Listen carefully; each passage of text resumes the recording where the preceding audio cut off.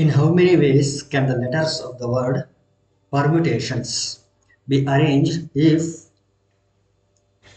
first question is the words start with P and end with S. Second question is vowels are all together. And the third question is there are always four letters between P and S. Given letters ಯಾವುದಂದ್ರೆ permutations ಅನ್ನೋ letters ಕೊಟ್ಟಿದ್ದಾರೆ. Solution given letters P E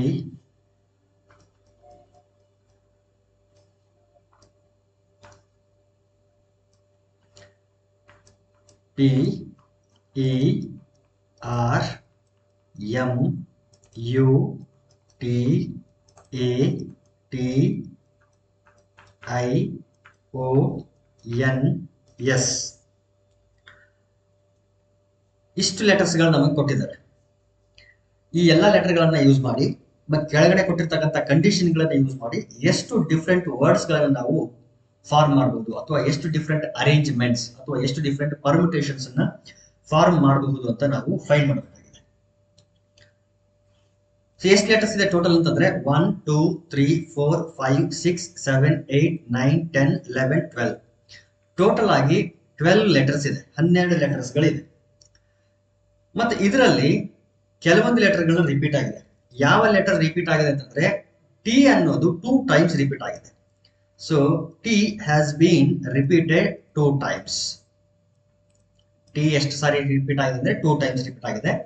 so repeat ಆಗಿರೋದನ್ನ ನಾವು ಏನ್ ಮಾಡ್ತೀವಿ ಅಂದ್ರೆ divided by that factorial ಅಂತ ಮಾಡ್ತೀವಲ್ಲ, ಅದನ್ನ ಮಾಡೋ ಸಲುವಾಗಿ ಇದನ್ನ ನಾವು ಅಬ್ಸರ್ವ್ ಮಾಡಬೇಕು. ಸೊ ಇಷ್ಟು ನಮಗೆ ಗೊತ್ತಿತ್ತು ಅಂತಂದ್ರೆ ಈಗ ಫಸ್ಟ್ ಕ್ವಶನ್ ಹೋಗೋಣ. ಫಸ್ಟ್ ಕ್ವಶನ್ ಏನಿದೆ ಅಂತಂದ್ರೆ each word should start with P and end with S. P ಇಂದ ಸ್ಟಾರ್ಟ್ ಆಗ್ಬೇಕು, ಎಸ್ ಇಂದ ಎಂಡ್ ಆಗ್ಬೇಕು.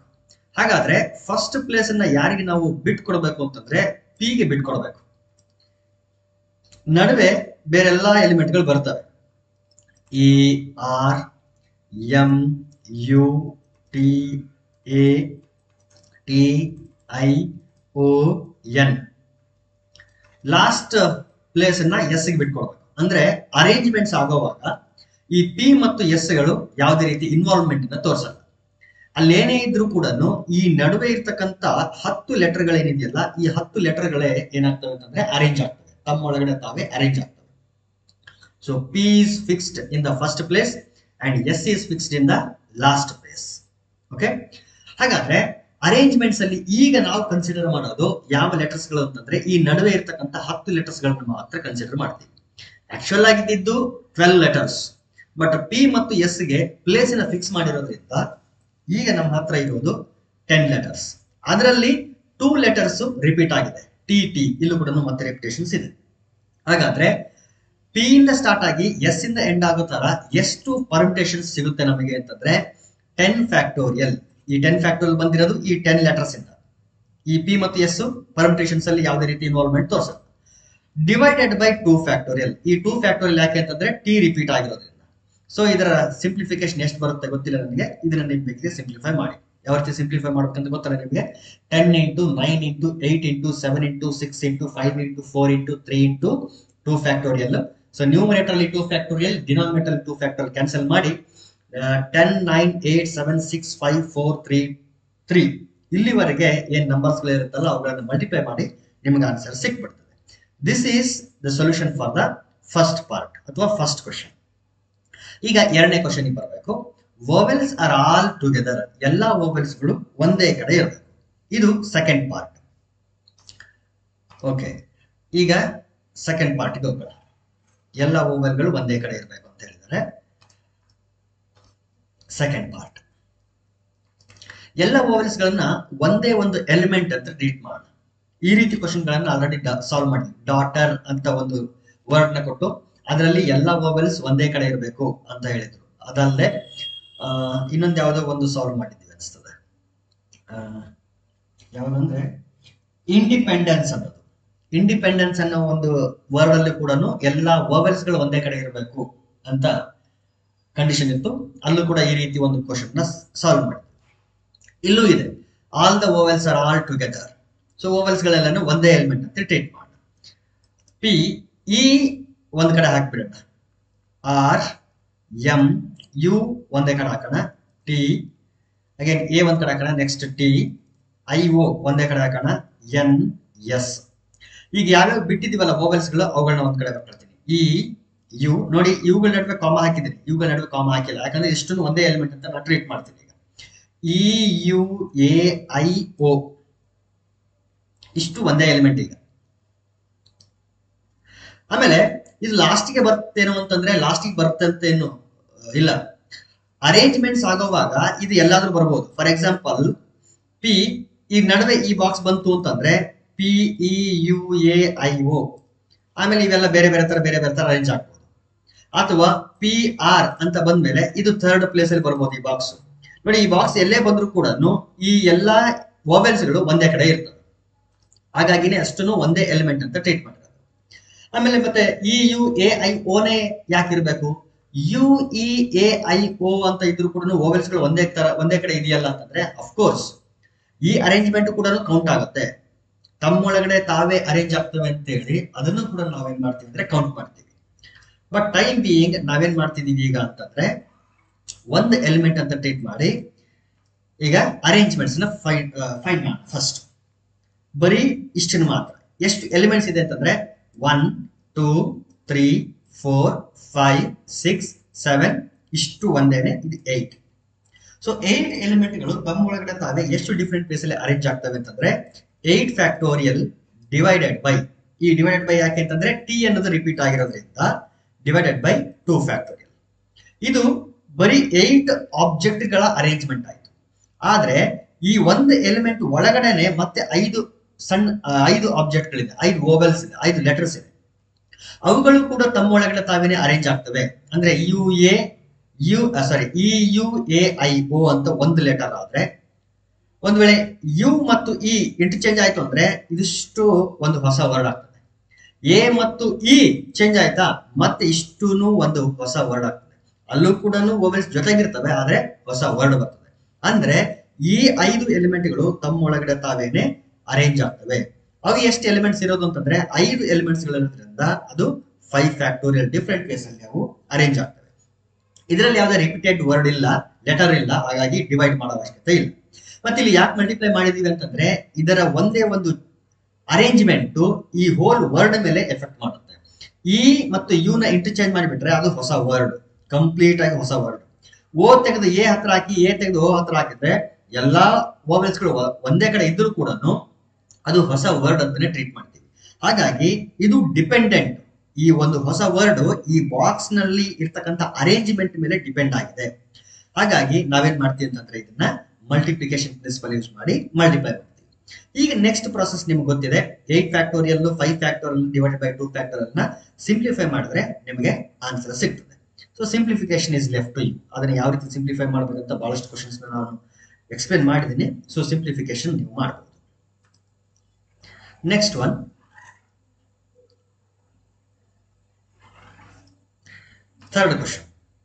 ಥರ್ಡ್ ಕ್ವಶನ್ ಏನಿದೆ ಅಂತಂದ್ರೆ there are always 4 letters between P and S. P ಮತ್ತು ಎಸ್ ನ ನಡುವೆ ಯಾವಾಗ್ಲೂ 4 ಲೆಟರ್ಗಳು ಇರಬೇಕು ಅಂತ. ಸಪೋಸ್ ಫಸ್ಟ್ ಪ್ಲೇಸ್ ಅಲ್ಲಿ ಪಿ ಬಂತು ಅಂತ ಅನ್ಕೊಳ್ಳೋಣ, ಸೆಕೆಂಡ್ 1 2 3 4 4 ಬೇರೆ ಬೇರೆ ಲೆಟರ್ಸ್ ಗಳು ಬಂದು ಫಿಫ್ತ್ ಪ್ಲೇಸ್ ಅಲ್ಲಿ ಎಸ್ ಬಂತು ಅಂತ ಅನ್ಕೊಳ್ಳಿ. ಈಗ ನೋಡ್ರಿ, ಪಿ ಮತ್ತು ಎಸ್ ನ ನಡುವೆ 4 ಲೆಟರ್ಸ್ ಗಳು ಬಂದಿದೆ.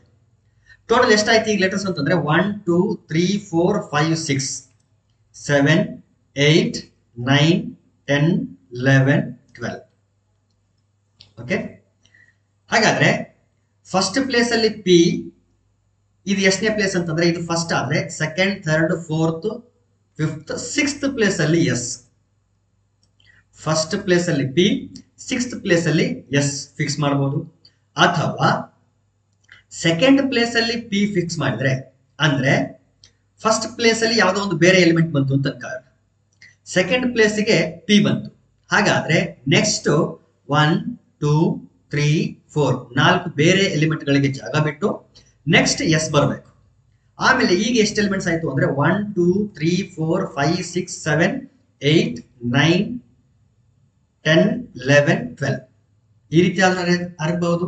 ಸೇಮ್ ಕಂಡೀಷನ್ ಇಲ್ಲೂ ಕೂಡ ಪಿ ಮತ್ತು ಎಸ್ ನಡುವೆ ಎಷ್ಟು ಲೆಟರ್ಸ್ ಇದೆ ಅಂತಂದ್ರೆ 4 ಲೆಟರ್ಸ್ ಇದೆ. ಫಸ್ಟ್ ಪ್ಲೇಸ್ ಅಲ್ಲಿ ಬಂದ್ರೆ ಎಸ್ 6th ಪ್ಲೇಸ್ ಅಲ್ಲಿ ಬರ್ತದೆ. ಸೆಕೆಂಡ್ ಪ್ಲೇಸ್ ಅಲ್ಲಿ ಪಿ ಬಂದ್ರೆ ಎಸ್ 7th ಪ್ಲೇಸ್ಗೆ ಹೋಗ್ತದೆ. ಅದೇ ಒಂದು ವೇಳೆ ಪಿ 3rd ಪ್ಲೇಸಿಗೆ ಹೋದ್ರೆ ಎಸ್ 8th ಪ್ಲೇಸ್ಗೆ ಹೋಗ್ತದೆ ಅಂಡ್ ಸೋ ಆನ್. ಈ ರೀತಿ ಪ್ರತಿಯೊಂದರಲ್ಲೂ ಕೂಡ ಅರೇಂಜ್ಮೆಂಟ್ಸ್ ಗಳು ಸಿಗ್ತಾ ಹೋಗ್ತವೆ. ಇದು ಒಂದಾಯ್ತು. ನೆಕ್ಸ್ಟ್ ಅದನ್ನ ನಾವು ಕ್ಯಾಲ್ಕುಲೇಟ್ ಮಾಡೋಣ, ಆಮೇಲೆ ಹೇಳ್ತೀನಿ. ನೆಕ್ಸ್ಟ್ ಇನ್ನೊಂದೇನಿದೆ ಅಂದ್ರೆ ಪಿ ಮತ್ತು ಎಸ್ ನಡುವೆ ಅಂತ ಹೇಳಿದ್ದಾರೆ ಅಂತಂದ್ರೆ ಫಸ್ಟ್ ಪಿ ಬರಬೇಕು ಆಮೇಲೆ ಎಸ್ ಬರಬೇಕು ಅಂತ ಏನು ರೂಲ್ ಇಲ್ಲಲ್ಲ. ಪಿ ಮತ್ತು ಎಸ್ ನಡುವೆ ಅಂತಂದ್ರೆ ಫಸ್ಟ್ ಪ್ಲೇಸ್ ಅಲ್ಲಿ ಎಸ್ ಬಂದು ಆಮೇಲೆ 6th ಪ್ಲೇಸ್ ಅಲ್ಲಿ ಪಿ ಬರ್ಬೋದು. ಸೆಕೆಂಡ್ ಪ್ಲೇಸ್ ಅಲ್ಲಿ ಎಸ್ ಬಂದು 7th ಪ್ಲೇಸ್ ಅಲ್ಲಿ ಪಿ ಬರ್ಬೋದು.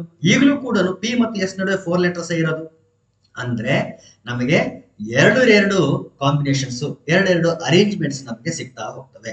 ಫಸ್ಟ್ ಪಿ ಬಂದು ಆಮೇಲೆ ಎಸ್ ಬಂದ್ರೆ ಅದು ಒಂದು ರೀತಿ ಅರೇಂಜ್ಮೆಂಟ್ ಗಳಾದ್ರೆ, ಫಸ್ಟ್ ಎಸ್ ಬಂದು ಆಮೇಲೆ ಪಿ ಬಂದ್ರೆ ಅದು ಮತ್ತೊಂದು ರೀತಿಯ ಅರೇಂಜ್ಮೆಂಟ್ಸ್. ಸೊ ಈ ಎರಡು ಎಕ್ಸ್ಪ್ಲನೇಷನ್ ನಿಮ್ ತಲೆಯಲ್ಲಿ ಇರ್ಲಿ. ಈಗ ನಾನೇನ್ ಮಾಡ್ತೀನಿ ಅಂದ್ರೆ ಅದಕ್ಕೆ ಒಂದು ಪ್ರಿಸೈಸ್ ಸೊಲ್ಯೂಷನ್ ನ ಶುರು ಮಾಡ್ತೀನಿ.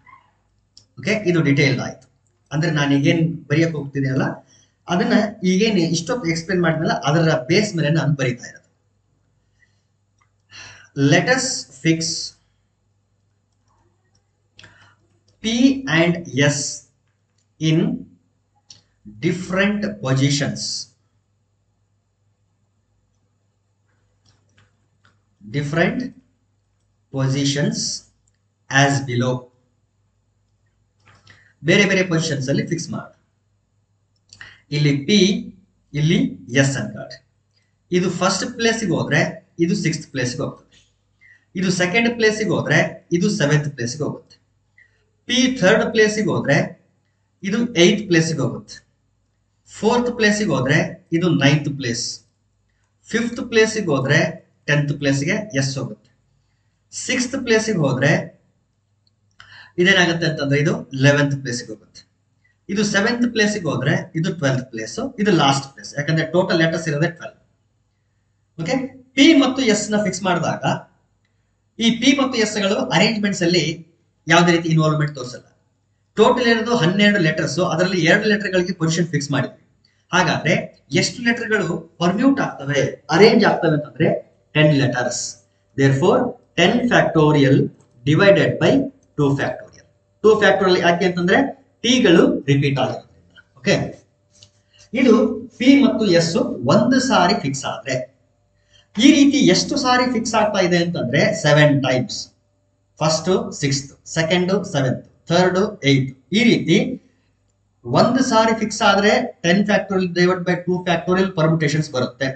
ಅದೇ ರೀತಿ 2 times ಫಿಕ್ಸ್ ಆದ್ರೆ ಸೆಕೆಂಡ್ ಟೈಮ್ ಅಂದ್ರೆ ಸೆಕೆಂಡ್ ಪ್ಲೇಸ್ ಅಲ್ಲಿ ಮತ್ತು 7th ಪ್ಲೇಸ್ ಅಲ್ಲಿ ಏನಾದ್ರು ಫಿಕ್ಸ್ ಆದ್ರೆ ಮತ್ತೆ 10 factorial by 2 factorial ಬರುತ್ತೆ. ಅದೇ ರೀತಿ ಮಾಡ್ತಾ ಮಾಡ್ತಾ ಮಾಡ್ತಾ ಹೋದ್ರೆ 7 times ಏನಾಗುತ್ತೆ ಅಂತಂದ್ರೆ ಇದು ಅರೇಂಜ್ ಆಗುತ್ತೆ. ದೇರ್ಫೋರ್ ಇದನ್ನ 7 times ಸೇಮ್ ವ್ಯಾಲ್ಯೂನ ಆಡ್ ಮಾಡೋದು ಒಂದೇ, 7 ಇಂದ ಮಲ್ಟಿಪ್ಲೈ ಮಾಡೋದು ಒಂದೇ. ನಾನೇನ್ ಮಾಡ್ತಿದ್ದೀನಿ ಇಲ್ಲಿ 7 ಇಂದ ಮಲ್ಟಿಪ್ಲೈ ಮಾಡ್ತಿದ್ದೀನಿ. ಯಾಕೆ 7 ಇಂದ ಮಲ್ಟಿಪ್ಲೈ ಮಾಡ್ತೀನಿ ಅಂದ್ರೆ 7 times ಏನ್ ಮಾಡ್ತೀವಿ ಅಂತಂದ್ರೆ ಪೊಸಿಷನ್ ಅನ್ನ ಫಿಕ್ಸ್ ಮಾಡ್ತಾ ಇದೀವಿ. ಇದಾಯ್ತು. ಇಲ್ಲಿ ಪಿ ನ ಫಸ್ಟ್ ಪ್ಲೇಸ್ ಅಲ್ಲಿ ಎಸ್ ನ ನೆಕ್ಸ್ಟ್ ಪ್ಲೇಸ್ ಅಲ್ಲಿ ಅಂದ್ರೆ ಪಿ ನ ನೆಕ್ಸ್ಟ್ ಪ್ಲೇಸ್ ಅಲ್ಲಿ ಫಿಕ್ಸ್ ಮಾಡಿದಾಗ ಈ ಆನ್ಸರ್ ಬಂದ್ರೆ ರಿವರ್ಸ್ ಕೂಡ ಫಿಕ್ಸ್ ಮಾಡಬಹುದು. ಅಂದ್ರೆ ಎಸ್ ನ ಫಸ್ಟ್ ಪ್ಲೇಸ್ ಅಲ್ಲಿ ಟಿ ನ 6th ಪ್ಲೇಸ್ ಅಲ್ಲಿ ಫಿಕ್ಸ್ ಮಾಡಿದಾಗ ಮತ್ತೆ ಇಲ್ಲಿ ಎಷ್ಟು ಪರ್ಮುಟೇಷನ್ಸ್ ಬಂದಿತ್ತಲ್ಲ ಅಷ್ಟೇ ಪರ್ಮುಟೇಷನ್ಸ್ ಮತ್ತೆ ಬರುತ್ತೆ. ಅಂದ್ರೆ ಸೇಮ್ ವ್ಯಾಲ್ಯೂನ ನಾವೇನ್ ಮಾಡಬೇಕು, ಆಡ್ ಮಾಡಬೇಕು. ಸೇಮ್ ವ್ಯಾಲ್ಯೂನ ಆಡ್ ಮಾಡಬೇಕು ಅಂದ್ರೂ ಒಂದೇ, 2 ಇಂದ ಮಲ್ಟಿಪ್ಲೈ ಮಾಡಬೇಕು ಅಂದ್ರೂ ಒಂದೇನೆ. ಯಾಕಂದ್ರೆ ಸೇಮ್ ವ್ಯಾಲ್ಯೂನ ಆಡ್ ಮಾಡ್ತಿದೀವಿ. therefore into 2. therefore 10 factorial into 7 into 2 divided by 2 factorial. ಇಲ್ಲಿ ಬೇಕಿದ್ರೆ ನೀವು ಕ್ಯಾನ್ಸಲ್ ಮಾಡಬಹುದು, because 2 factorial is nothing but 2. So 2 factorial ಈ 2 ನ ಕ್ಯಾನ್ಸಲ್ ಮಾಡಿದ್ರೆ 10 factorial into 7 ಅಂತ ಬರುತ್ತೆ. ಇದನ್ನ ಎಕ್ಸ್ಪ್ಯಾಂಡ್ ಮಾಡಿದ್ರೆ ನಿಮ್ಗೆ ಆನ್ಸರ್ ಸಿಗುತ್ತೆ. ಇದು ನಮಗೆ ಬೇಕಾಗಿರುತ್ತ ಆನ್ಸರ್ ಥರ್ಡ್ ಪ್ರಾಬ್ಲಮ್. ಸೊ ಇದು ಏನು ಅಂತಂದ್ರೆ ಈ ಏನ್ ಕೊಟ್ಟಿದ್ರೆ 3 ಕ್ವಶನ್ ಗಳಿಗೆ ಸೊಲ್ಯೂಷನ್ ಕೊಡ್ತದೆ. Okay, right.